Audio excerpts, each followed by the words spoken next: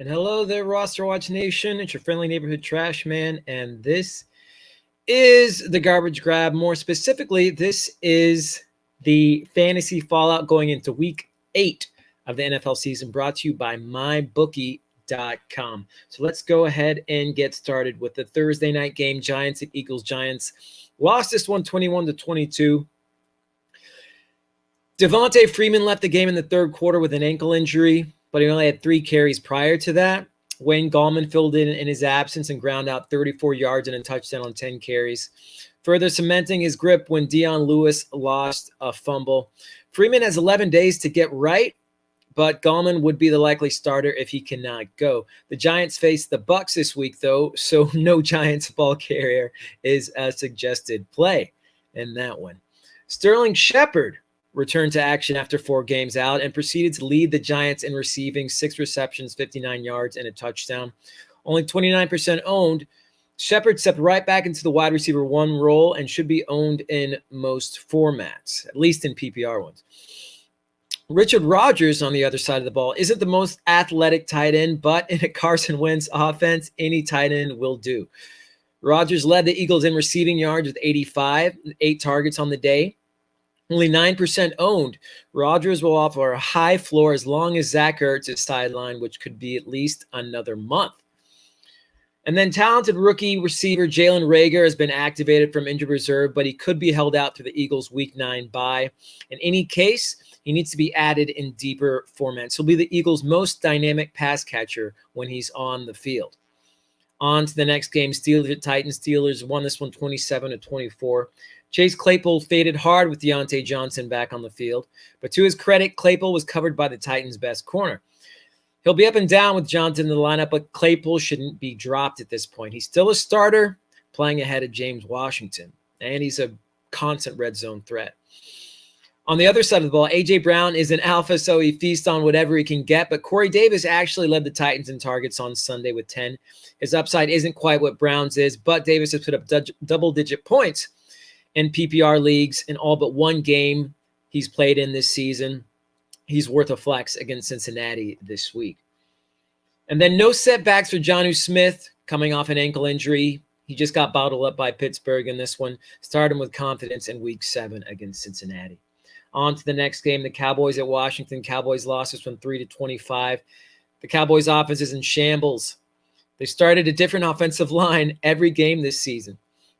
And now they may be down to their 3rd-string quarterback and Ben DiNucci if Andy Dalton can't get cleared from concussion protocol in time for this week's matchup with the Eagles, or unless they add somebody. I'd say this is a downgrade for the Cowboys receivers, but you can't get much lower than where Dalton had them. DiNucci might actually be willing to take some chances, some shots.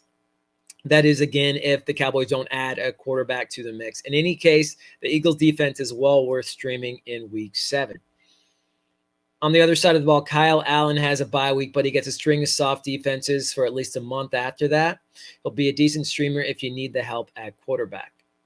And then J.D. McKissick took a backseat to Antonio Gibson in this one, as Gibson piled on 128 yards and a touchdown against Dallas. McKissick should see more usage against the Giants this week in what should be a closer game, but he's unusable outside of PPR formats as he's yet to score a touchdown this season. On to the next one, Bills at Jets. Bills won this one 18-10. Zach Moss looked like the better back in this one compared to Devin Singletary, picking up 72 all-purpose yards to Singletary's 47. Both could be worth flexing against the Pats this week, though, as Belichick and company will do their best to stifle Buffalo's productive passing game, more so than their run game. John Brown was out for this one, but it was Cole Beasley, not Gabriel Davis, who benefited. With the Bills trailing for much of the first half, Josh Allen went to a safety blanket in Beasley and stuck with him the rest of the game. If Brown misses another week, expect Beasley to be used early and often as a chain mover against the Patriots. On the other side of the ball, LaMichael P. Rein didn't have as many yards as Frank Gore, who actually had a healthy 5.5 yards per carry average in this one. But the rookie did find the end zone on Sunday.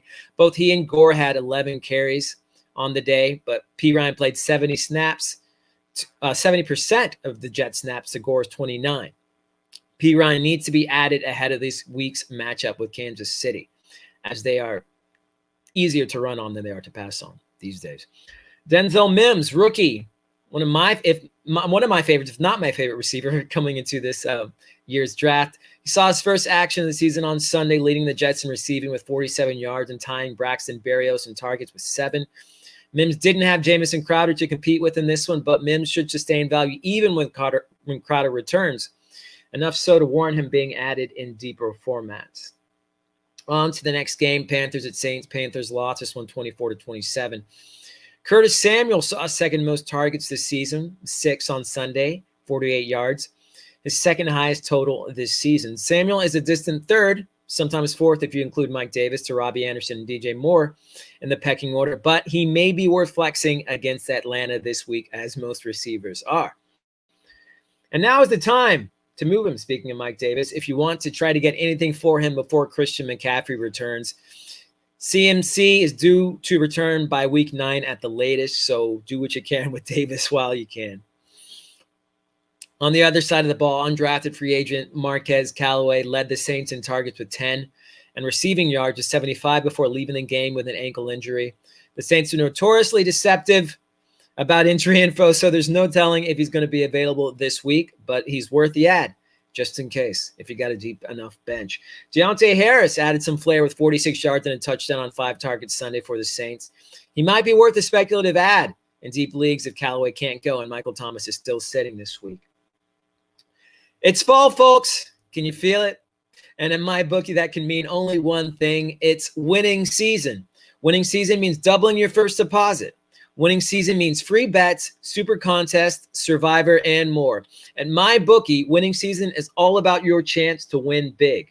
Bet NFL, UFC, and then some. The craziest sports fall of your lifetime is here. It's simple. Make your picks, win big, and then collect your cash. Invest in your intuition. Select from hundreds of future bets, or you can bet games in real time with MyBookie's live betting. Put that big brain of yours to good use. Use promo code ROSTER and double your first deposit.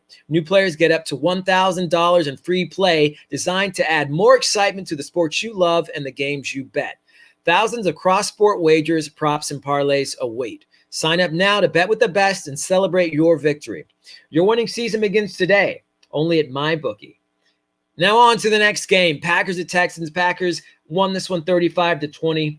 Jamal Williams was the preferred back to A.J. Dillon, with Aaron Jones sitting against the Texans, out-touching the rookie 23-5 on the day. Williams will be a borderline running back 1 if Jones can't go this week. On the other side of the ball, Randall Cobb led the Texans with 95 yards on 10 targets in what was obviously a revenge game for him, as he hadn't seen more than 6 looks in a game all season. He's still only useful as a middling PPR flex in deeper formats. Don't get it twisted. On to the next game, Browns at Bengals. Browns won this one 37-34. Odell Beckham is done for the season with a torn ACL, meaning you need to run out and pick up Rashard Higgins and or Donovan Peoples-Jones in that order. Higgins went over 100 yards, and Donovan Peoples-Jones scored in ODB's absence. Peoples-Jones isn't going to see as much volume as Higgins, but he was in the game for 21 and Baker Mayfield 28 dropbacks on Sunday, meaning he could have some boom days. Also, rookie tight end Harrison Bryant started over David Njoku, who's actually requested a trade. Bryant scored twice in his role, in addition to topping 50 yards on the day. He'll be touchdown dependent, largely touchdown dependent in this offense, but he's worth adding in dynasty and keeper formats. Gio Bernard had the backfield almost exclusively to himself and Joe Mixon instead on Sunday. Shemaze P Rein was the only other back to log a single carry. Bernard looks safe as a high upside running back too, as long as Joe Mixon is sidelined. And then A.J. Green has out-targeted T. Higgins in their last 2 games. You should definitely keep riding Higgins, as the Bengals are a passing offense, but Green needs to be picked back up if he's been dropped in your league. He's available in almost 40% of leagues right now, so go get him. On to the next game, the Lions at the Falcons. All Lions pass catchers had a decent day in Week 7, it seems, but keep in mind that they were playing the Falcons. Things will get much tougher against the Colts this week, so I wouldn't depend on anyone other than Kenny Golladay, DeAndre Swift, and TJ Hawkinson this week. On the other side of the ball, for the second straight week, the Atlanta offense has been clicking with Julio Jones back in the fold. You can even fire up Russell Gage in PPR formats this week. On to the next game, Buccaneers at Raiders. Buccaneers won this one 45-20. A healthy Leonard Fournette outsnapped Ronald Jones 40-31 on Sunday, and he out-targeted him 7-2. They're both worth flexing against the Giants this week, but they do limit each other's upsides. Scotty Miller he went over 100 yards on Sunday, but his time as the Bucs primary field stretcher, is limited now that Antonio Brown has been signed to the Bucs. Now is the time to sell high on Miller, who should have at least one more good, decent game in him against the Giants this week. Mike Evans has been almost absent in games played with Chris Godwin this season. I can't imagine things are going to get any easier for him with Antonio Brown coming to town. If you're desperate at wide receiver, though, now is the time to trade for Evans. You could probably get him for pretty cheap right now in hopes that he has a second half reemergence. On the other side of the ball, Nelson Aguilar scored in 4 of 6 games for the Raiders this season. Terribly touchdown dependent, but he also topped 100 yards for the first time this season in week 7, and he actually looks fantasy relevant. He deserves to be added in deeper formats. You know what else needs to be added? It's the Fantasy Life app. Guys, it's one of the smartest things you can do, downloading the Fantasy Life app. It's a free app, duly noted. We use them for their news and alerts and community. The Fantasy Life app sends breaking news alerts faster than anyone else. They monitor thousands of reporters so you don't have to, and send important news as soon as it breaks. So throw out your Twitter, throw out your other websites that you get news information from, besides us. You never miss a relevant injury, trade, or other update. The Fantasy Life app also has in-depth reports and on-demand advice from a massive community. Download the Fantasy Life app for iOS or Android at fantasylifeapp.com. On to the next one, Jaguars at Chargers. Jaguars lost this one 29-39. The Jags leaned almost exclusively on James Robinson in this one as they couldn't get much going in the passing game. D.D. Westbrook tore his ACL, but no one is depending on him in fantasy anyways, or at least hopefully not.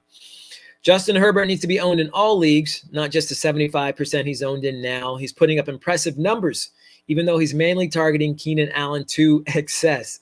His rushing prowess is enough to make him worth starting on the weekly. And then Joshua Kelly had 7 more touches than Justin Jackson on Sunday, but Jackson had the more effective fantasy day due to his receiving. With a terrible offensive line in front of them, Jackson seems like the better play in fantasy right now, as Kelly is going to have to depend on scoring to make his day a lot of the time. And then on to the next game, 49ers at Patriots. 49ers ran away with this one 33-6. Literally, Jeff Wilson, who was going nuts on Sunday trying to keep JaMychal Hasty off the field, no doubt, before he injured his ankle late in the game. If Wilson can't go this week, Hasty makes for an excellent play against the Seahawks, and he should be owned in all formats. Brandon Ayuk had a 100-plus yard game for the first time on Sunday as Deebo Samuel exited with a hamstring injury. Ayuk is only owned in 49% of leagues and needs to be added in most of them ahead of this week's matchups with the Seahawks, which should be a shootout. Cam Newton on the other side of the ball threw 3 picks and was benched in New England's 33-6 loss to the 49ers.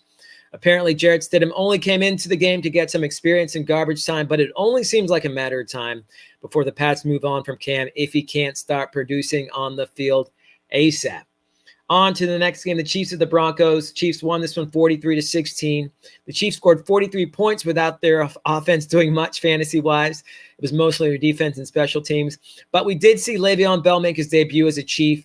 Bell averaged 6.5 yards per carry with 6 carries for 39 yards against Denver. The touches were few, but Clyde Edwards-Helaire only had 9 on the day. Bell is worth a speculative flex in what will be a tremendous revenge game against the Jets this week. And then on the other side of the ball, the Broncos were stifled in the passing game, as can be expected against Kansas City these days. But Philip Lindsay was able to put up 79 yards on 9 carries to Melvin Gordon's 68 yards on 17 carries. Gordon is still obviously the lead back in this offense, but Lindsay is worth deep league flex in most formats right now. On to the last game on the Sunday slate, the night game, Seahawks at Cardinals. Seahawks lost this one 34-37 in overtime. Chris Carson exited the game with a foot injury, as did Travis Homer with a knee, leaving Carlos Hyde to play the majority of snaps at running back. Carson is week to week, meaning Hyde has a good chance of starting this week against the 49ers. He needs to be added in most formats. And then Kenyon Drake injured his ankle on Sunday night, and Chase Edmonds came away with 145 yards in his stead. The Cardinals have a bye this week, but Drake could still miss a game or two. And even with the bye, Edmonds is a must-add if you have the bench space. He's got running back one upside when he is the starter. And then Christian Kirk has scored 5 touchdowns in his last 4 games, and he's only owned in 55% of leagues. The Cardinals are going pass heavy, and Kirk is a big part of the game plan moving forward. Go ahead and pick him up. And that is it for the fantasy fallout going into week 8 of the NFL season, folks. This has been the Trash Man and the Garbage Grab. Until next time, be ready.